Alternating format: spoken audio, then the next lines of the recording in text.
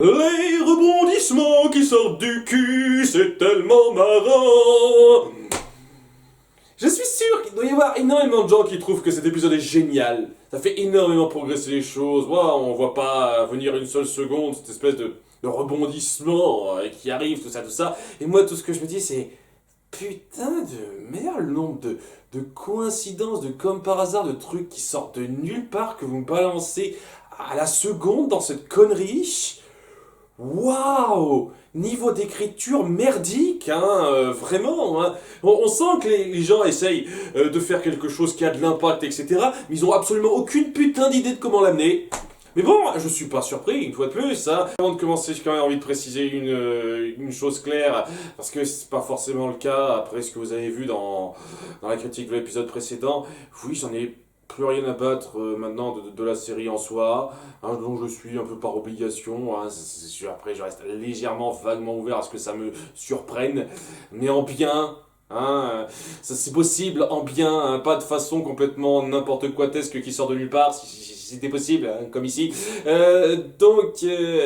Voilà, et si c'est le cas, c'est parce que le gros problème que j'ai, c'est cette espèce de non-évolution de la part de quasiment tous nos personnages. On montre des possibilités d'évolution depuis le début et au bout du compte, ça revient toujours à la case départ. Moon, ça revient à la case départ. Marco, ça revient totalement à la case départ. La relation entre Marco et Star, si on interchange 2-3 trucs, mais ça revient à la case départ. Même Star, quoi, elle évolue un petit peu, mais j'appelle pas ça extraordinaire non plus, Voilà, on essaye d'appuyer le fait qu'elle veut mettre en place cette espèce d'entente entre les humains et les monstres. Ça a été illustré de façon complètement gaguesque jusqu'à présent, donc ça n'a pas autant de poids, et de toute façon, ça va vraiment essayer de reposer là-dessus, et je vais faire un petit laïus à ce niveau-là. Donc, ouais, à part ça, quoi, elle essaie d'être un tout petit peu plus impliquée dans les affaires du royaume, chose dont on parle rapidement de temps en temps, histoire de, c'est jamais montré en détail, ce genre de conneries. Genre, ouais, elle doit se charger de certains trucs avec son père à un moment donné, elle en parle rapidement dans un épisode, mais c'est juste un truc qui se passe hors champ. Que des conneries comme ça, ce n'est jamais appuyé de façon un tant soit peu marquante. Donc oui, sans doute qu'elle a évolué de ce qu'elle a vécu, Star, mais la plupart du temps, on nous montre surtout la même Star qui prend des décisions pas réfléchies et qui a toujours la même mentalité puérile. La plupart du temps. Alors voilà, cet épisode va faire un petit peu exception, mais ça va être grandement mal compensé par un peu le reste, quoi. Donc on est parti. Il y a une fête spéciale pour accueillir les monstres qui est organisée entre tous les représentants, les jeunes princes et princesses de Muni. Donc qu'on a vu avant, et peut-être d'autres jeunes de Muni, mais ils ont tous l'air d'être un petit peu de la haute société quand même. Et donc des monstres, des représentants des monstres qui passaient par là. C'est une fête entre jeunes, histoire de dire ouais, on part sur un nouveau départ, et ça donne clairement l'impression qu'elle a une fois de plus pas prévenu la génération dessus. Genre on en a rien à foutre de vous, on va créer une nouvelle société. Et ouais, quoi, c'est le problème une fois de plus. Avec ça, vous mettez pas en place le fait qu'elle est retranchée à ça, qu'elle ne peut faire qu'une organisation entre les jeunes et on en a rien à foutre des vieux. Apparemment, donc la génération précédente, on les emmerde, ce sont tous des gros bigots sans intérêt, et on ne reparle de rien par rapport à ça. C'est ça le truc, c'est comme ça que c'est montré. Et tu comptes faire particulièrement évoluer les choses avec ça? Genre, la nouvelle génération remplacer l'ancienne, et de toute façon, on s'en fout, ils crèveront, et ce sera nous qui les remplacerons avec notre meilleure mentalité. C'est comme ça que tu vois les choses, apparemment. Mais étant donné que vous mettez absolument aucun effort de sa part d'essayer d'arranger les choses auprès des générations au-dessus d'elle, c'est l'impression que ça donne. Donc voilà, elle est engagée dans ce qu'elle fait, seulement elle est engagée de façon ultra puérile et pas réfléchie. Ce qui correspond totalement à la Star qu'on connaît depuis le début, quoi. En tout cas, voilà quoi, la fête va bon train. Au début, on a peur qu'il y ait quelques tensions, mais ça se passe bien. Tout le monde est content. Mais il y a quelques petits problèmes qui se profilent. Déjà, il y a Odieuse qui est repartie pour faire son sale coup du moment. Donc déjà, Odieuse qui a cette espèce de gag complètement stupide autour d'elle, comme quoi elle aime écouter de la musique métal. Alors c'est son truc, ça n'a jamais été un tant soit peu appuyé avant, c'est son truc maintenant. C'est drôle, hein, je me marre, c'est extraordinaire. Hein, c'est drôle parce qu'en plus elle est vieille, donc ça lui correspond pas. Ah, il y a toujours ce genre de gag débile, hein. Et ça aide vachement pour ce qui viendra après, hein, ce genre de truc, quand on veut la rendre continuellement ridicule comme ça, hein, ça aide vachement pour la révélation qu'il y aura dans le dernier morceau de l'épisode. En tout cas, ouais, ça va bien, la fête se passe bien, et à un moment donné, il y a une princesse qui copine avec un monstre, donc une princesse qu'on a vue à deux trois reprises avant, qui a une espèce de furon sur la tête, et au début on se dit ah tiens c'est un truc de sa race. Non non non, c'est une humaine normale, mais juste il a eu une grosse morsure d'araignée, et grâce au slime, donc le monstre slime qu'elle rencontre, elle peut résorber ça comme ça rapidement. C'était le gag. Ah, ah, ah, ah. Et donc voilà, ça permet de les rapprocher un petit peu, et comme par hasard, un gros putain de comme par hasard, le mec se pose sur un mur, ça détruit le mur et ça ouvre une entrée vers une alcôve caché du bâtiment où il se trouve, parce que là c'est un bâtiment désaffecté qu'ils ont trouvé quelque part. Personne n'a fait de recherche particulièrement poussée là-dedans. Et ça va amener pas mal de choses, de gros comme par hasard, ce truc-là, bien gras. En tout cas, voilà, il fouille un petit peu ça en mode oh, on explore un petit peu, on est des jeunes, et au bout d'un moment, il y a une espèce d'ombre bizarre et menaçante qui tombe sur eux.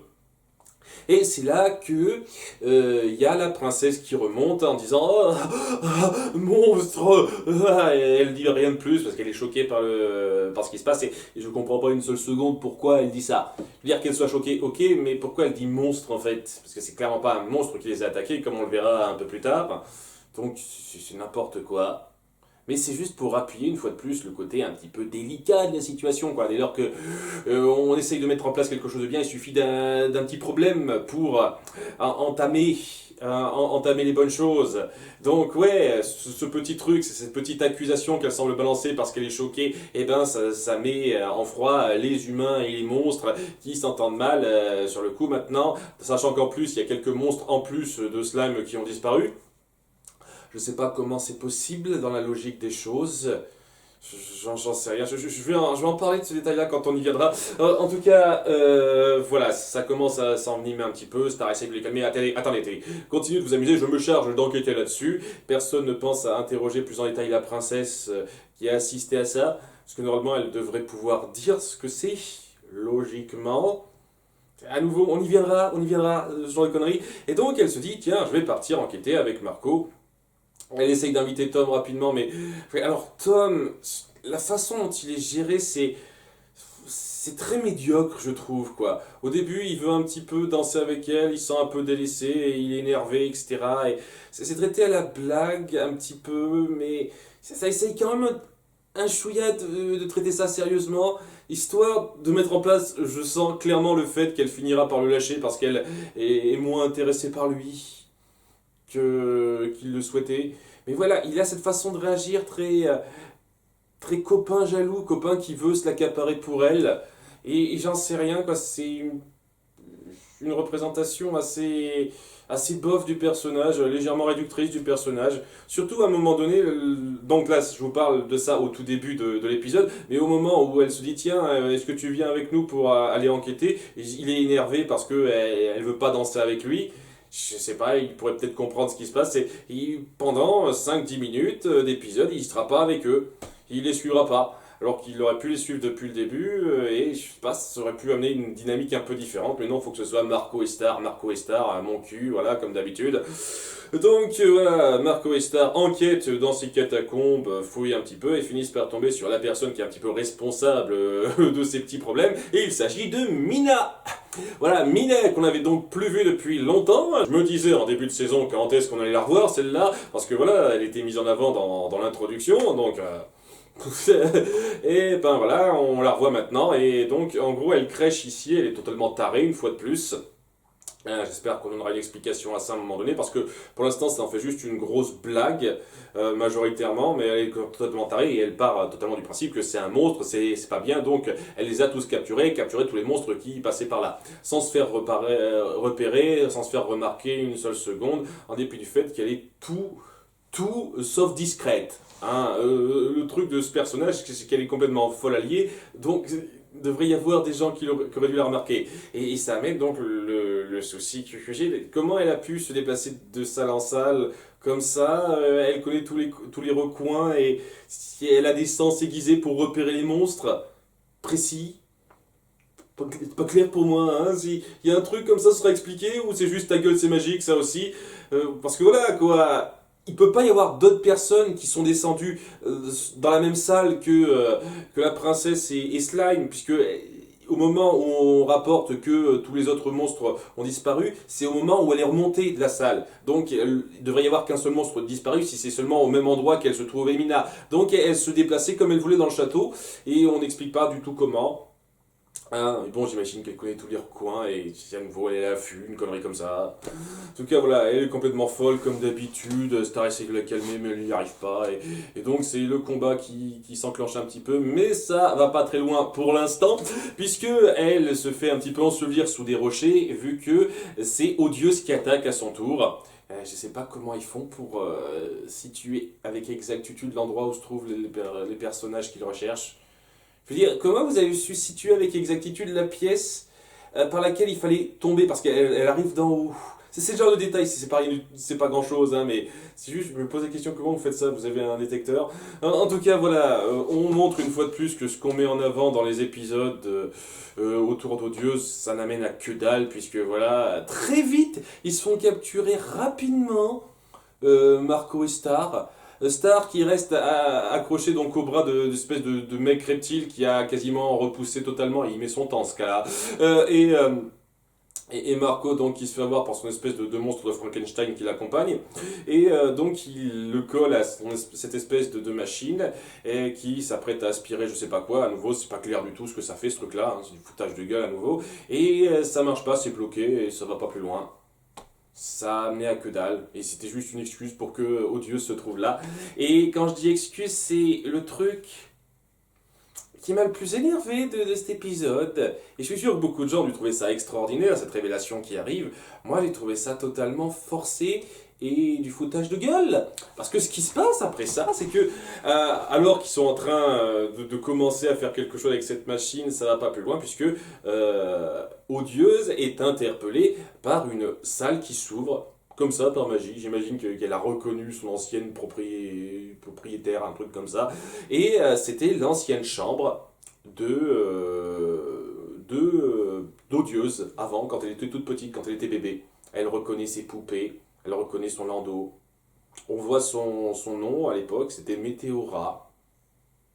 C'est... Waouh! Comme par hasard. Je prends une petite minute pour bien souligner le niveau de comme par hasard ultra insultant que c'est. Hein, vous pouvez pas me dire une seule seconde que c'est écrit intelligemment ça. C'est les scénaristes qui se sont dit ok, on va balancer de la révélation.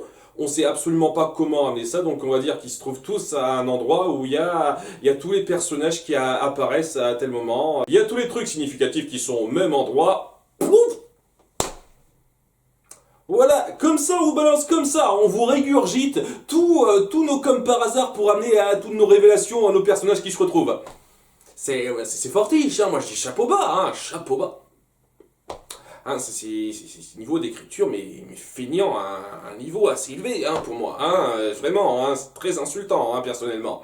Personne n'a de problème, moi je vois énormément de problèmes là-dedans. Hein, tant pis pour vous, hein, mais moi je ressens quelque chose d'assez fort là-dedans. Hein. Désolé si je vous déçois à ce niveau-là, mais moi ça m'énerve un petit peu, hein, ça m'énerve un petit peu ce détail-là. Hein, c'est incroyable.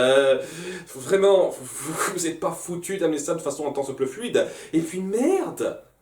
On découvre donc que quand elle était petite, elle était Météora. Et Météora, il y a Mina qui se réveille et qui le dévoile, c'était la fille d'Eclipsa. Donc quand Eclipsa s'est barrée avec un monstre. Donc c'est une métisse humain monstre.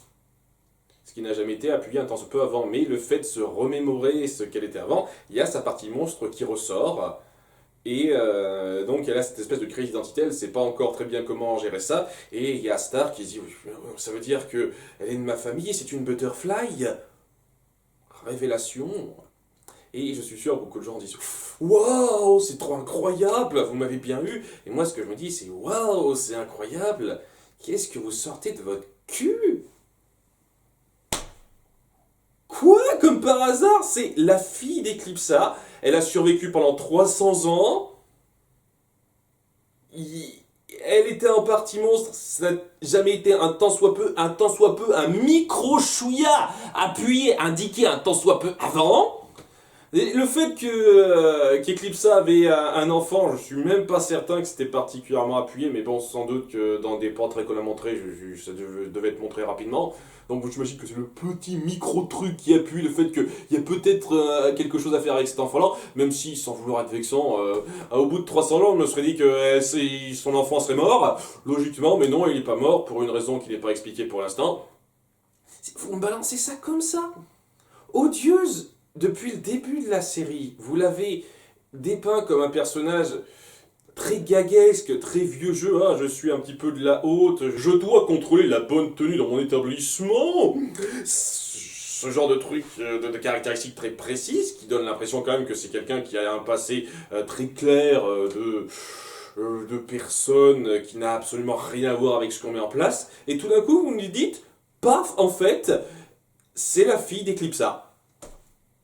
De nulle part, vous nous balancez que c'est un demi-monstre. De nulle part, vous nous balancez que donc elle a eu une sorte de lavage de cerveau, un truc comme ça qui lui a fait perdre la mémoire, mais ça lui revient comme ça. De nulle part, vous nous balancez toutes ces conneries, et je suis censé prendre ça, avaler ça comme ça. Ah bah non, je suis désolé, je vais pas ça comme ça. Je me dis, non, hein. Mais quitte à balancer n'importe quoi, vous faites des révélations sur n'importe quel personnage, hein. Dites que Marco, depuis tout ce temps, il était à demi humain et il le savait pas. Dites que Kelly, c'est en fait un mec. Et que c'est le dieu de la destruction qui apportera le malheur sur tout le pays. Tout d'un coup, on peut dire ça, hein, on peut lancer tout n'importe comment, hein, c'est extraordinaire, hein, c'est le talent de scénariste, hein, le talent de scénariste. On peut balancer n'importe quoi sur un personnage sans avoir rien amené, et les gens vont trouver ça génial, parce que ça amène du grand rebondissement. Eh ben, pas moi! Je fais partie de la minorité chieuse qui a l'impression qu'on se fout un peu de sa gueule. Je suis sûr que je suis l'une des rares personnes à être dans ce cas-là et que tous les gens qui apprécient la série doivent se dire « Ah mais t'exagères, j'ai trouvé ça super !» Eh ben, je suis désolé, pas moi. Je fais chier le monde, hein, mais bon, qu'est-ce que voulez-vous, hein, je suis une série qui m'agrippe pas du tout, et elle balance des tonnes de conneries comme ça sans rien amener, ça m'énerve un petit peu. Ah voilà, mais bon, allez, révélation, je suis sûr que ça a surpris beaucoup de gens, et c'est tout ce qui compte, hein. Et je suis sûr que, en termes de thème, ça colle bien à ce qu'on veut mettre en place, j'y reviendrai, ça. En tout cas, ouais, je vais rapidement résumer le reste. Yamina qui attaque, Star qui veut pas laisser ça se faire, parce que voilà, elle découvre tout ça, elle est un peu perturbée, mais elle veut protéger sa famille, son arrière grande tante, je sais pas comment on pourrait appeler ça, cousine, et il y a un combat qui s'ensuit, et on montre que Mina est genre invincible, mais carrément. Déjà, il y a Tom qui finira enfin par avoir un rôle, histoire de dire qu'il est là, en essayant de l'arrêter un petit peu, Mina, mais ça fera rien du tout. Elle a sa forme super forte et elle détruit tout. Il y a Star qui balancera enfin, pour la seconde fois de toute la série, son fameux sort de l'araignée à chapeau haute forme. Eh ben dites donc, hein, elle a mis le temps pour le ressortir celui-là, et ça amènera rien du tout. Hein. Son super tir, sa super puissance de chapeau mitraillette, ça lui fait rien. Mina, elle est invincible. Eh ben c'est dommage qu'elle ait pas été là quand Tofi a attaqué, hein. C'est vraiment dommage hein, qu'il n'ait pas participé au combat hein, lorsque Ludo a essayé d'asservir la population de Mjolnir. Enfin bon, ils parviennent quand même à l'occuper un petit peu pour que donc ces plus odieuses Météora se tirent avec ces deux sbires. Et alors que elle commence de plus en plus à péter un câble, Mina, en voulant s'en prendre à Météora parce que c'est une grande menace pour elle, c'est une monstresse qu'il faut arrêter à tout prix. Et il y a, elle se fait remarquer par tout le monde, et il y a une espèce de grand raid qui a lieu, dirigé par Rombulus, qui arrête un peu tout le monde, parce que voilà, à nouveau, elle n'a prévenu personne. Star, c'est donc, en demandant conseil à personne, elle s'est pointée ici à nouveau. À nouveau, quoi, je vous demande pas votre avis, je fais ce que je veux, je suis une princesse, c'est le principe de Star, une fois de plus. Et donc c'est le bordel, il faut un petit peu calmer le jeu. Il y a Romulus qui lui dit, ouais, s'il fallait pas aller ici, c'est un lieu interdit et j'ai même pas le droit de vous dire ce que c'est. Il y a Star qui est donc perturbée parce que voilà, elle dit qu'elle essaye de bien faire, mais je sais rien et ça m'énerve. Ah oui, c'est clair, hein, si tu ne demandes pas, ici les dirigeants sont des cons qui disent rien aussi. Hein. Hein, c'est un super univers une fois de plus. Il y a Tom qui essaye de se rapprocher un peu pour la consoler, il se débrouille pas très bien. Parce qu'on ne sait pas le développer particulièrement par rapport à sa relation avec Star. Je vous cache pas que depuis qu'il est en relation avec Star, Tom, je le trouve sans intérêt. Il est là. Voilà, merci. Ça se termine sur Météora qui donc se rappelle qui elle est et elle a l'air partie pour casser des gueules quoi. Hein. Genre ouh, ça va être la grande menace maintenant. Ça va être ça semble-t-il le grand méchant de cet arc. Il a mis le temps à venir. Et honnêtement si c'était pour amener à ça, j'en sais rien. Limite faites un nouveau personnage, pas odieuse. Genre sérieusement, ça aurait été 1000 fois plus fluide que vous ayez mis Mina, ce serait pas un problème Mina, mais qui est pas odieuse et qu'on ait juste mis, je sais pas, une espèce de femme qui serait restée dans le coin enfermée, mais à cause de ce que Mina a fait de son conflit avec Star sur le coup, il y aurait cette fille Météora, la fille d'Eclipsa, qui serait réveillée, et donc elle se serait réveillée en ayant ces espèces de dessein de vouloir s'en prendre à ceux qui l'ont empêché de pouvoir bien grandir dans son statut de monstre humain, sans doute, un truc comme ça. Parce que bon, ça a l'air d'être un peu le cas, quoi. Ça aurait été beaucoup plus logique, beaucoup plus fluide, mais il faut que vous fassiez une révélation sur un personnage qu'on avait déjà, qui sort complètement de nulle part. Et c'est de la merde pour moi, c'est de l'écriture de merde. Ça aurait été plus fort si ça avait été un personnage totalement différent. Sachant que, bon, ça aurait quand même pu marcher, et on aurait quand même eu une petite précision par rapport au fait que c'est la fille d'Eclipsa, et donc ce serait pas sorti de nulle part non plus, quoi. Ce serait pas rien du tout. Ça aurait quand même une petite force, malgré tout.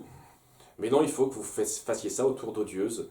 Genre, pourquoi vous avez fait chier en faire un personnage black de merde sur 4 épisodes si au bout du compte c'était pour amener à ça? Il n'y avait absolument rien du tout dans ce que vous avez montré sur le personnage qui menait un tant soit peu à ça. C'est n'importe quoi. C'est complètement n'importe quoi. Mais bon, ça amène au thème que j'aime bien de cet épisode, et c'est ça un petit peu qui sauve le tout, parce que je trouve que c'est globalement un petit peu correct. Voilà, hein, je sais que je me plains beaucoup, je suis désolé pour ceux que ça énerve, mais bon, je vous cache pas que ouais, il y a énormément matière à se plaindre dans cet épisode, dans énormément d'épisodes, mais il y a quand même un thème qui ressort pas mal de ça et qui promet par la suite, même si je me fais pas trop d'illusions, je vais pas trop avoir d'attente par rapport à ça, c'est donc tout ce statut entre humains et monstres qui avait été un petit peu lancé avant, mal géré, je trouve, sur beaucoup d'épisodes, j'en ai parlé en détail. Le fait que les monstres sont mal considérés par les humains, donc, et cette espèce de début d'effort que veut faire Star. Le fait que voilà, les monstres et les humains peuvent pas bien s'entendre parce qu'il y a vraiment ce passé qui est difficile à surmonter. C'est montré à la fin aussi, lorsque les monstres, en dépit de tout ce que veut faire de bien Star, n'osent pas rester et se sentent un petit peu délaissés, réduits, rabaissés par les autres. C'est assez joli. Et le fait qu'on fasse d'une enfant à moitié humaine et à moitié monstre, le méchant principal, ça colle parfaitement au thème qu'on essaye un peu de mettre en place depuis le début de cette saison, hein, depuis l'épisode 5-6 je crois. Enfin depuis le moment où on a commencé à un petit peu mettre en avant ce conflit humain-monstre, quoi. C'est une très bonne figure pour être un méchant principal, pour représenter cette espèce de conflit à gérer, à régler par la suite. Et si c'est bien géré. Gros si, hein, maintenant. Hein. Je vous cache pas que depuis quelques temps, les si, je les mets en très gros maintenant. Hein, dans mes considérations par rapport à cette série. Si c'est bien géré par la suite, ça peut être très intéressant, hein, un développement très intéressant sur ce thème. Sur ce thème donc du racisme, la façon dont sont perçus les autres. Et ouais, ça aurait plus de force, ça aurait clairement eu plus de force si ça avait été mieux illustré, mieux mis en place, mis en scène avant. Parce que voilà, ça n'a pas autant de force pour moi que pour d'autres. Parce que justement, c'est traité à la blague, à la rigolade sur beaucoup d'épisodes, de demi-épisodes avant, entre-temps. Et ouais, il y a de temps en temps un ou deux épisodes avant qui ont bien montré ça. Mais globalement, ça a jamais été bien illustré. Dans cet épisode, ça le fait plutôt bien. En dépit des révélations complètement foireuses mon cul, ça le fait plutôt bien. Ce thème-là, il est bien illustré. Avec cette relation entre humains et monstres.